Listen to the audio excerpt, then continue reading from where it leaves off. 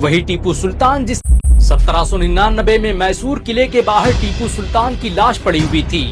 2 दिन बीत चुके थे, लेकिन फिर भी अंग्रेजी फौज उनके पास जाने की हिम्मत नहीं कर पा रही थी। अंग्रेजों को डर था कि कहीं ऐसा न हो कि टीपू सुल्तान जिंदा हो। वही टीपू सुल्तान जिसकी दहाड़ से ब्रिटेन का तख्त हिल जाया करता था, वही टीपू सुल्तान जिसकी लाश पर खड़े होकर अंग्रेज ऑफिसर ने कहा था, मैं हिंदुस्तान पर खड़ा हूँ, आज से हिंदुस्तान हमारा है। टीपू सुल्तान भारत की आजादी के लिए लड़ने वाले अकेले मुसलमान नहीं थे, बल्कि इस देश के लाखों करोड़ों मुसलमानों ने देश की अस्मिता और अखंडता के लिए अपना सब कुछ कुर्बान कर दिया था। ये कहानी भारत के उन 5 मुस्लिम आंदोलनों की है जिनके बगैर भारत की आजादी का ख्वाब कभी पूरा नहीं हो सकता था। तो कहानी की शुरुआत होती है शेर मैसूर टीपू सुल्तान के ईस्ट इंडिया विरोधी आंदोलन से। इस आंदोलन की शुरुआत की थी टीपू सुल्तान के पिता हैदर अली ने। 1760 के दशक में अंग्रेज बड़ी तेजी से भारत में अपने बिजनेस का विस्तार कर रहे थे। बड़े बड़े शहर, यहाँ तक कि मुगल एम्पायर के खजाने की चाबी भी अंग्रेजों के हाथों में आ चुकी थी। सिर्फ मैसूर ही अकेला राज्य था जहाँ पर अंग्रेज घुसने की हिम्मत नहीं कर पाए थे। हैदर अली अंग्रेजों के मंसूबों को समझते थे। वो जानते थे कि अंग्रेज व्यापार के रास्ते से भारत की गद्दी पर बैठना चाहते हैं। हैदर अली पूरी जिंदगी अंग्रेजों के खिलाफ लड़ते रहे। उनकी बहादुरी के किस्से इतने मशहूर थे कि अमेरिका ने उस वक्त अंग्रेजों को डराने के लिए अपने एक जहाज का नाम ही हैदर अली रख लिया था। 1767 में जब हैदर अली अंग्रेजों का मुकाबला करते हुए शहीद हो गए, तो मैसूर की सत्ता टीपू सुल्तान के हाथ में आई, जिन्होंने अंग्रेजों की औकात मिट्टी में मिला दी। उन्होंने अंग्रेजों को 4 बार शिकस्त दी। टीपू सुल्तान ने अंग्रेजों का मुकाबला करने के लिए दुनिया की सबसे शक्तिशाली समुद्री सेना का गठन किया, जिसे आज भी भारत की सबसे पहली जल सेना कहा जाता है। जिस वक्त दुनिया तलवारों से जंग करती थी, उस वक्त टीपू ने अंग्रेजों पर रॉकेट बरसा दिए थे।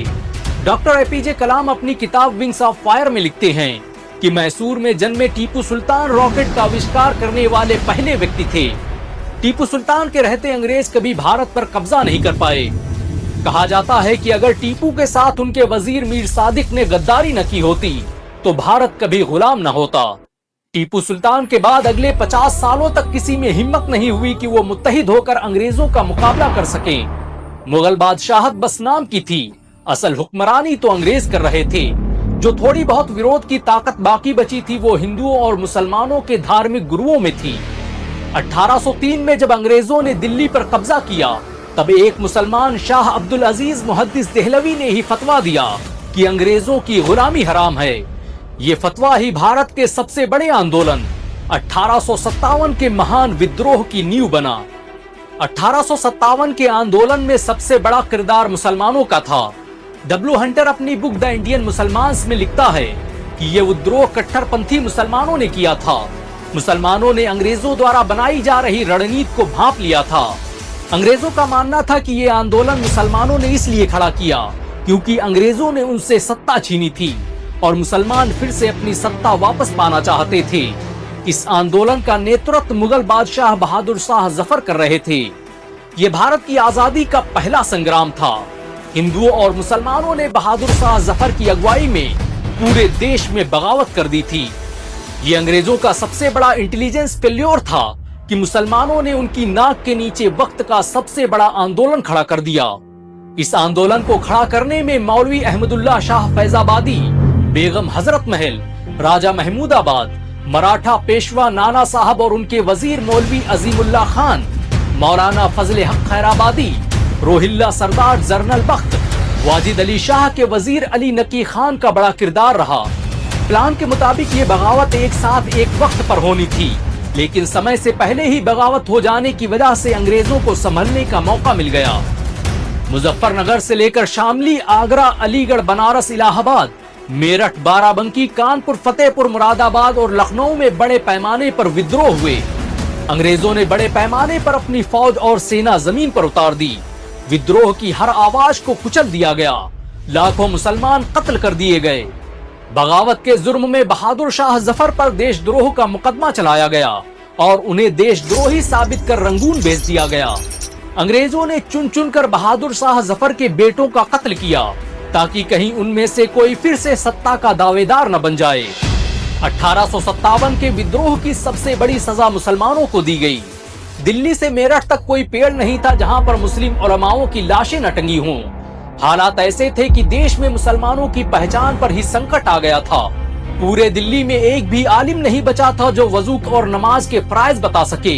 यही वो दौर था जब 1866 में दारुल उलूम देवबंद की स्थापना की गई ताकि इस्लामी तहजीब को बचाया जा सके।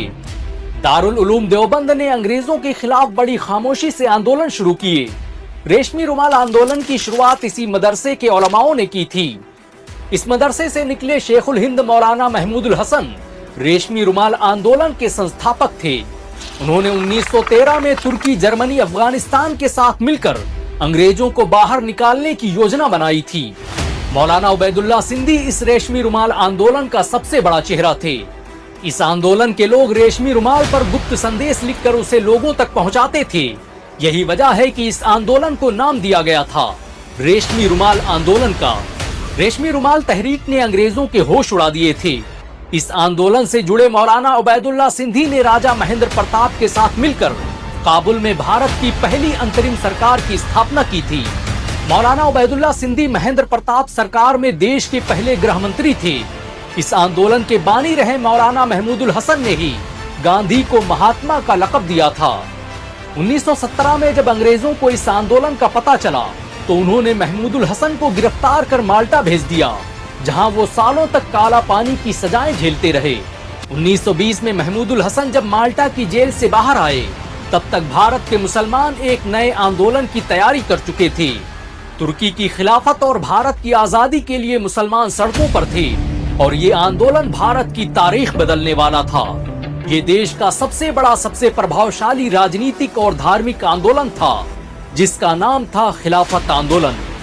खिलाफत आंदोलन की शुरुआत मौलाना अब्दुल बारी मोहम्मद अली जौहर और उनके भाई शौकत अली ने की थी। इस आंदोलन ने भारत को नया विजन और आजादी की नई सोच दी। खिलाफत आंदोलन के दौरान पहली बार हिंदू और मुसलमान बड़े पैमाने पर देश की आजादी के लिए एक साथ आए। ये वही आंदोलन था जिससे गांधी को पूरे भारत में पहचान मिली। महमूदुल हसन जब माल्टा की जेल से वापस आए तो उन्होंने ही 1920 में गांधी को महात्मा का लक़ब दिया था। इस आंदोलन के दौरान ही मौलाना हसरत मोहानी ने इंकलाब जिंदाबाद का वो कालजयी नारा दिया जिसने भारत की रगों में आजादी दौड़ा दी। मौलाना महमूदुल हसन और मौलाना अबुल कलाम आजाद ने खिलाफत आंदोलन को हिंदुस्तान की आजादी का आंदोलन बना दिया था। मौलाना अबुल कलाम आजाद पहले व्यक्ति थे जिन्होंने अंग्रेजी सामान के बहिष्कार की रणनीति बनाई जिससे असहयोग आंदोलन का जन्म हुआ। महमूदुल हसन ने फतवा दिया कि अंग्रेजों की नौकरी हराम है, तो पूरे देश के मुसलमानों ने अंग्रेजी सामान और उनकी नौकरियों का बहिष्कार कर दिया। 1924 के बाद भारत में राजनीतिक घटनाक्रम बड़ी तेजी से बदले। खिलाफत आंदोलन, असहयोग आंदोलन और नमक सत्याग्रह ने हर शख्स में आजादी की रूह फूंक दी। आजादी के इस संघर्ष में एक नाम और था, खान अब्दुल गफ्फार खान का, जिनके आंदोलन खुदाई खिदमतगार ने हिंदू और मुसलमानों को एकजुट करने में निर्णायक भूमिका निभाई। उन्होंने 1929 में इस आंदोलन की शुरुआत की और पख्तून इलाके में अंग्रेजों का जीना हराम कर दिया। यही वजह है कि उन्हें लोगों ने सीमांत गांधी का नाम दिया था। अंग्रेजों का विरोध करने की वजह से खान अब्दुल गफ्फार खान कई सालों तक जेलों में रहे।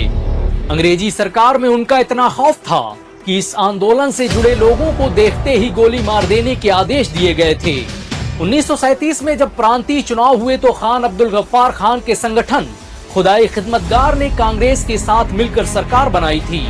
आजादी के बाद खान अब्दुल गफ्फार खान को भारत रत्न से सम्मानित किया गया।